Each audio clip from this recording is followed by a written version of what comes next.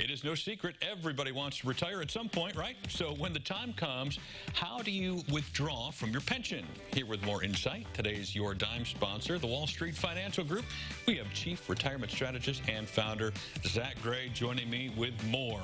Yeah. Always a ton of good information. And in this one, it's nice to know that eventually we're going to be getting some money. It's just how do we get at it and do so effectively? Well, when we think about pensions, not everyone's going to get it. True.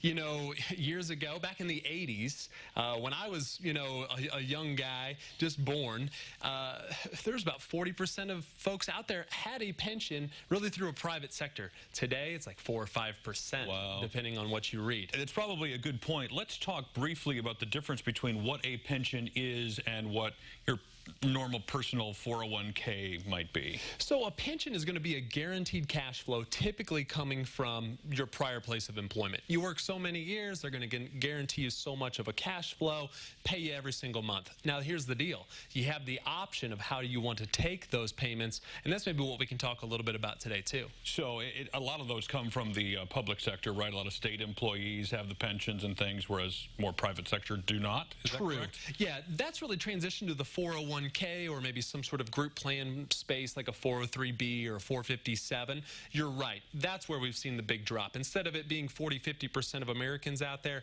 today it's 4 or 5%. There's actually a Fidelity study just done, and it literally was 4% of those working today in private sector. All right, well, let's talk about if you have a pension and you're going to start drawing from it, what are the options we have? Number one is a lump sum option. Okay. So you have a lump sum, and that would be the option to take all the money and roll it out at once. Now, I'm not saying that that's right for anyone. Of course, they want to sit down with a financial professional. Hey, we would love to be a top of mind and come on into the office and discuss some of those ideas. But a lump sum option is a great way for someone to take that entire amount, roll it into an IRA. You want to be very careful about that.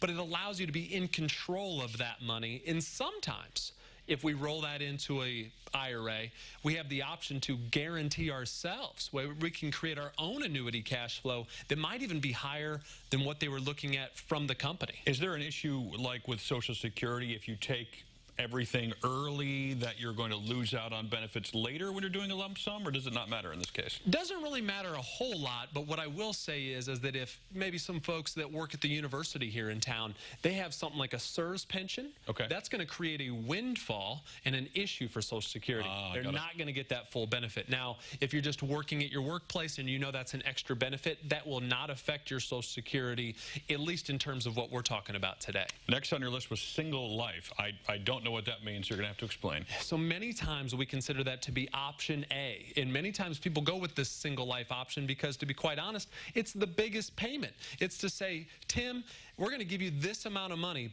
but if you pass away, that payment dies along with you. Oh, okay. That can cause some issues. Of course, it's going to be a larger dollar figure because, to be quite frank, they're betting on you living. Sure. And so at that point in time, it's a higher payout, but be careful of that. For those that are single out there watching us today, maybe that's a great option for them, but it's not an option that everyone wants to look at. So they got actuaries out there figuring out the odds, and they're going to bet on making a little bit money off of that. That's right, pushing the numbers. All right. Joint survivor, what does that mean? So what that means is that is an option where your wife or husband, per se, spouse, they can maybe get some of that benefit. Now, it might not be all of the benefit, but it can be. So we see that as a joint payment where it's maybe for two people, or maybe we call that a survivor benefit where they're able to get, say, 50 or 75% of that cash flow that was coming in every single month. And period certain, the final one seems to me to be a defined amount of time, and when it's over, it's over. It is.